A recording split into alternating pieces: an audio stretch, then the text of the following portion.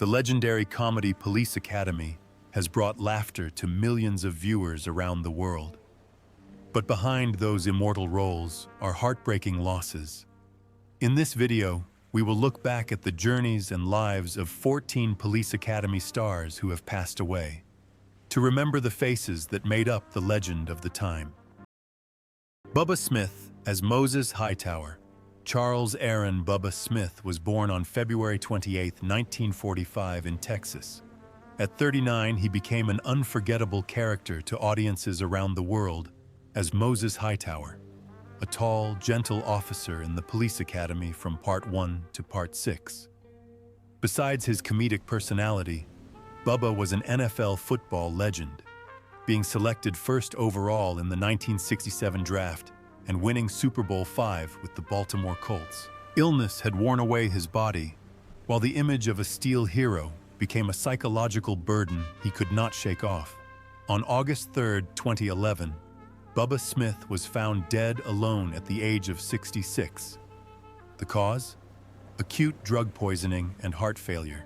An autopsy later confirmed he had CTE, a degenerative brain disease caused by repeated head trauma common in competitive athletes.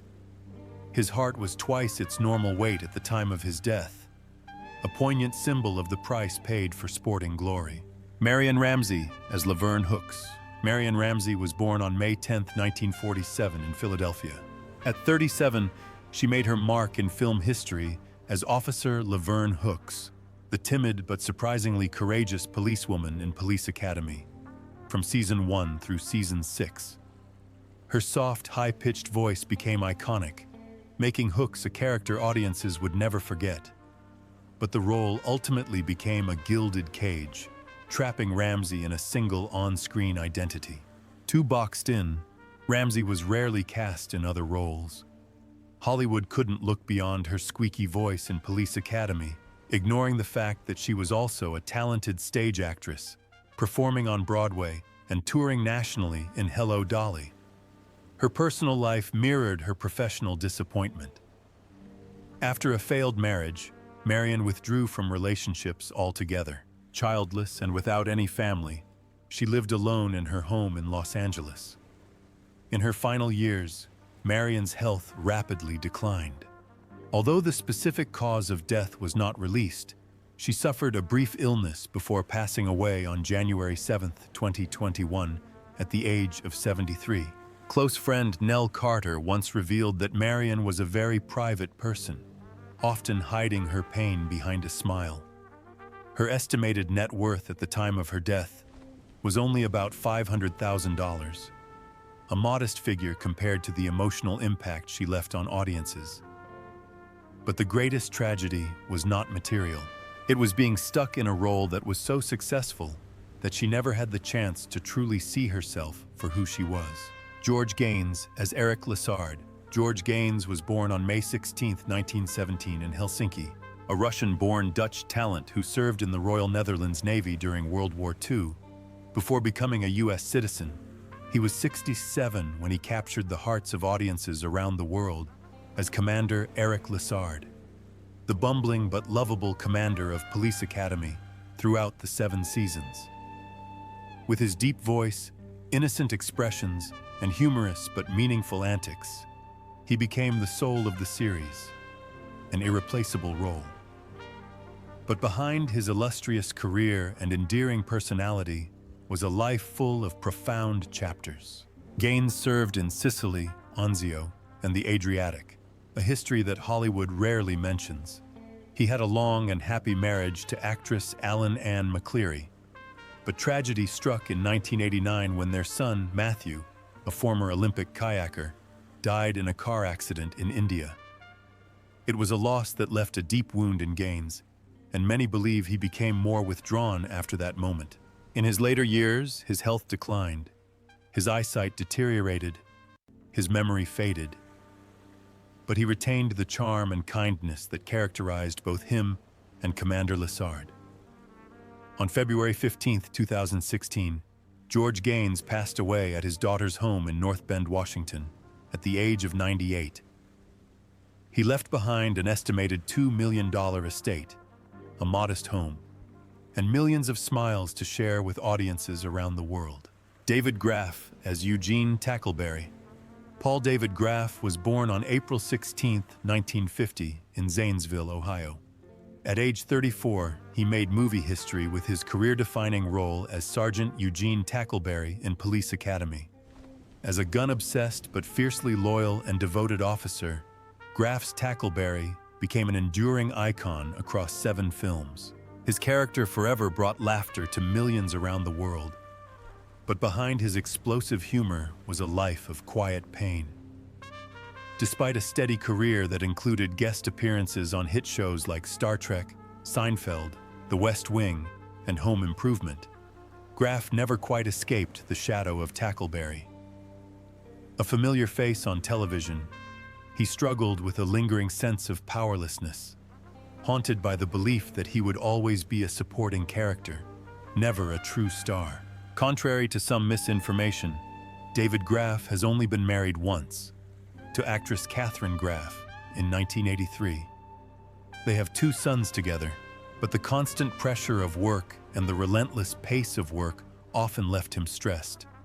As an active representative of the Screen Actors Guild, SAG, he has fought tirelessly for the rights of his fellow actors, but he seems to have neglected his own health. On April 7, 2001, just 9 days before his 51st birthday, David Graff died suddenly of a heart attack while attending his brother-in-law's wedding in Phoenix, Arizona. He left behind a wife, children, friends, and fans in mourning. He was buried in Forest Rose Cemetery in Ohio, the hometown where his childhood theatrical dreams had been nurtured. Dar Robinson as Thug in Plaid.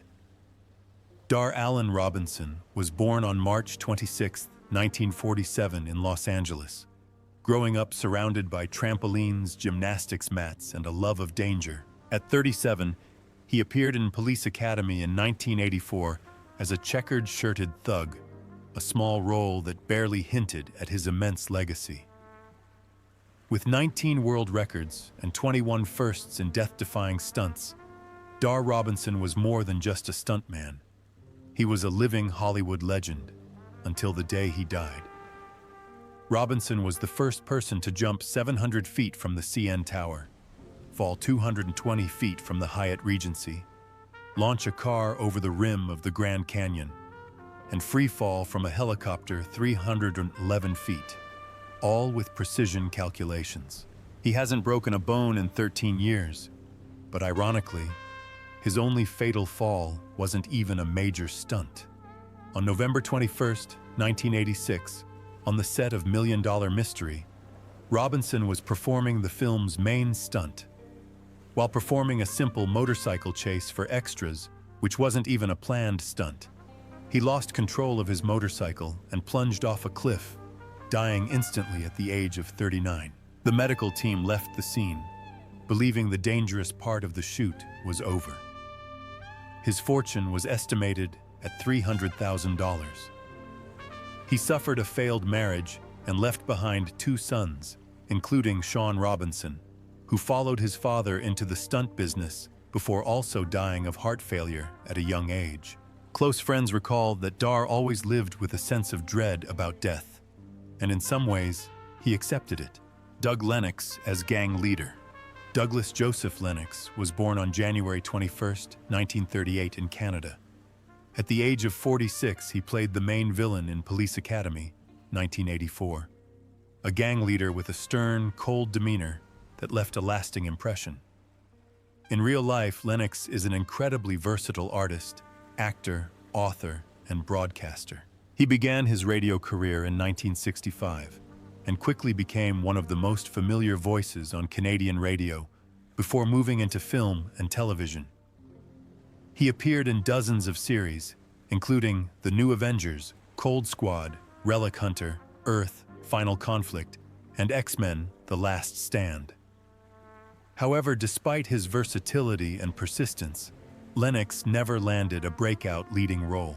His villainous role in Police Academy was a standout, but it was just a glimpse into a long and humble artistic journey. In addition to acting, Lennox was known for his intellect and curiosity. which he captured in his acclaimed book, Now You Know, The Big Book of Answers, where he revealed a lesser-known side of himself, one fueled by curiosity, knowledge, and a desire to understand the world. But his personal life was not as smooth. 2 failed marriages left emotional scars. According to those close to him, Lennox struggled with bouts of depression, haunted by the feeling that Hollywood had abandoned him, that his talent and dedication had been reduced to a single remembered villain. Doug Lennox died in his sleep on November 28, 2015 in Toronto, at the age of 77. The cause was complications from pneumonia. He left behind an estate worth about $400,000, including a modest home in Toronto, where he spent his final years in quiet solitude. He was a gifted storyteller, a memorable villain, but perhaps above all, a creative spirit the world turned away from too soon. Andrew Rubin as George Martin.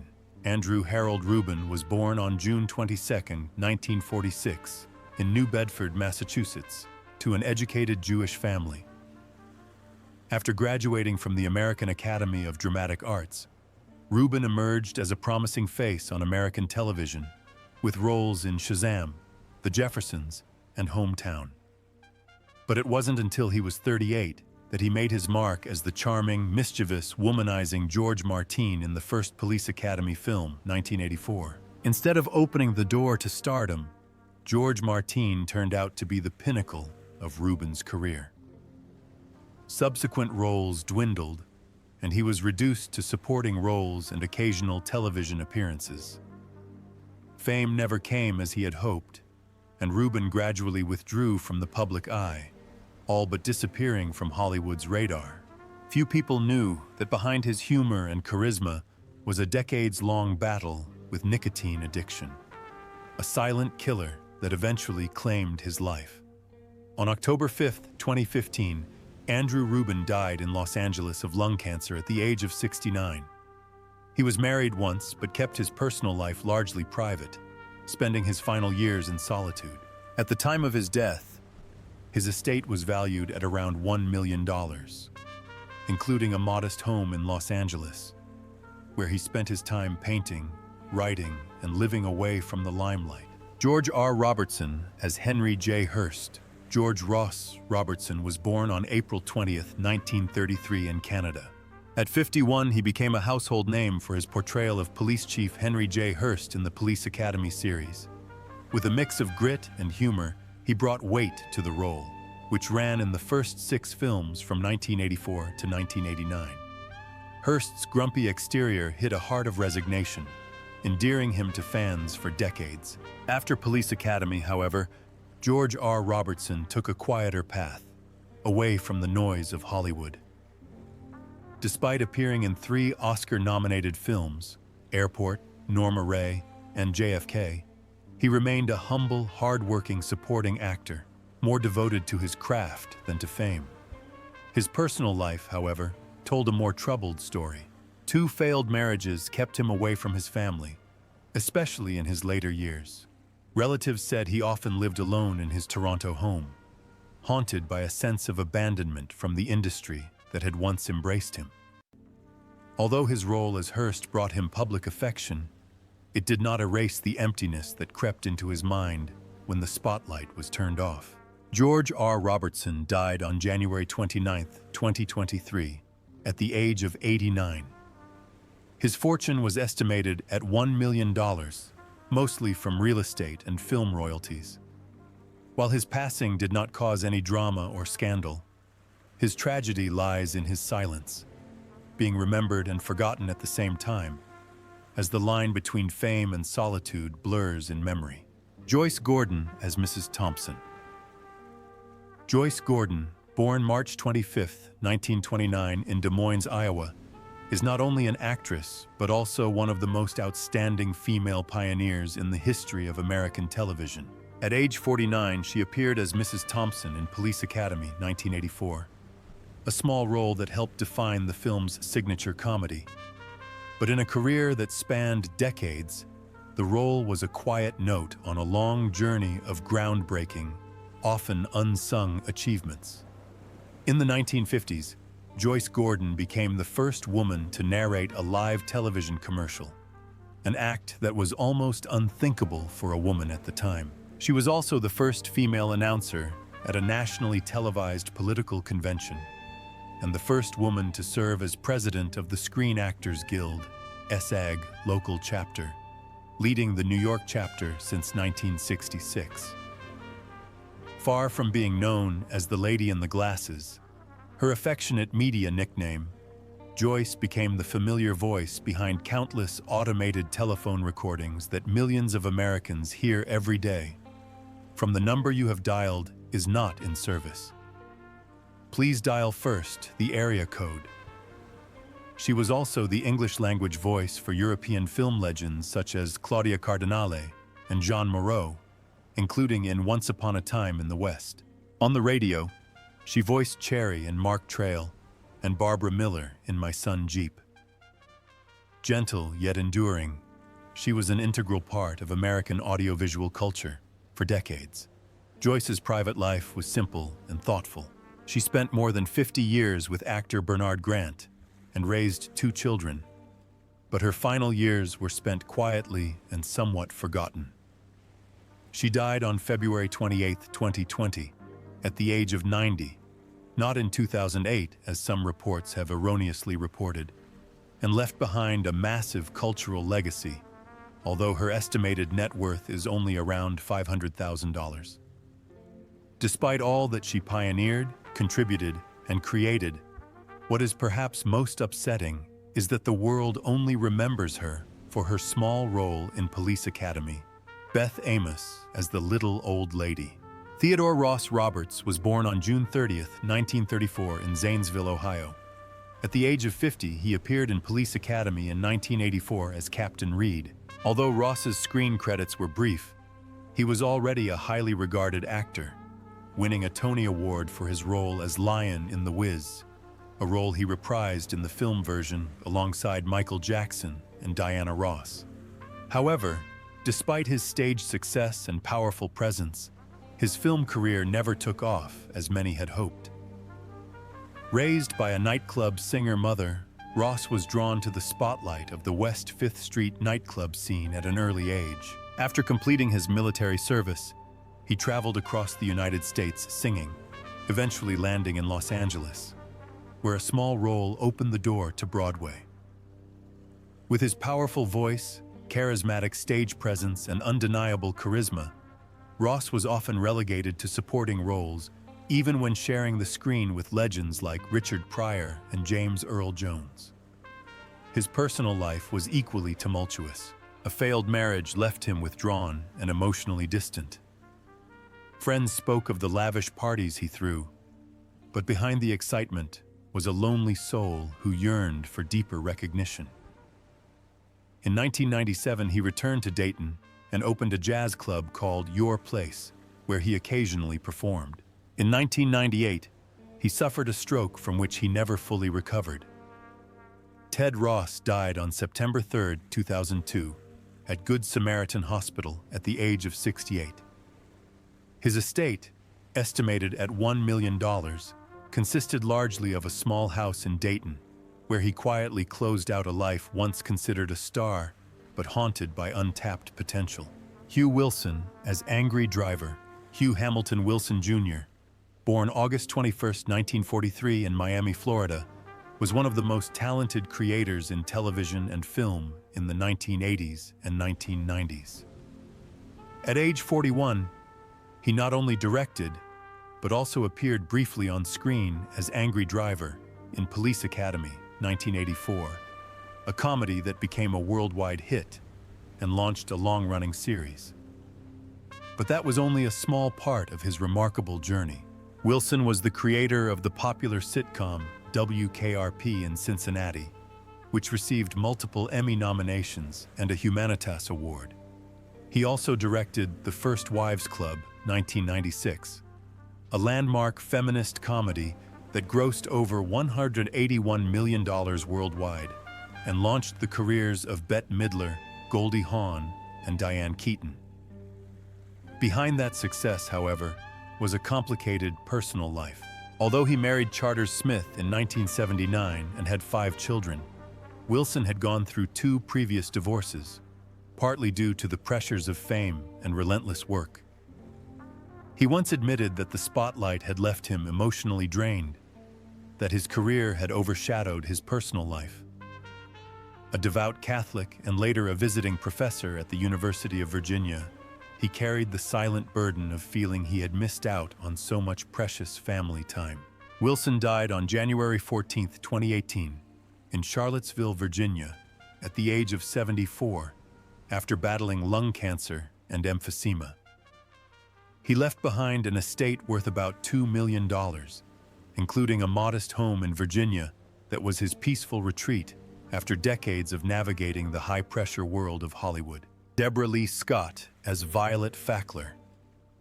Deborah Lee Scott was born on April 2, 1953, in Elizabeth, New Jersey. At the age of 31, she appeared in the 1984 film Police Academy as Violet Fackler, the fiery, eccentric wife of Douglas Fackler. Although it was a supporting role, the role made her a household name during the golden age of American sitcoms. Off-screen, however, Scott's life was filled with hidden wounds. After early success in Mary Hartman, Welcome Back, Cotter and Angie, she gradually gave up acting and worked as a talent agent in New York. Tragedy continued to strike. Her marriage to actor Jonathan Frakes ended, and she suffered the greatest heartbreak of her life when her fiancé, police officer John Dennis Levi, was killed in the September 11th attacks. According to her sister, Deborah Lee never recovered. She became heavily addicted to alcohol, became increasingly withdrawn, and struggled with severe depression. Just days after her 52nd birthday, Deborah Lee Scott died in her sleep at her home on Amelia Island, Florida. The official cause?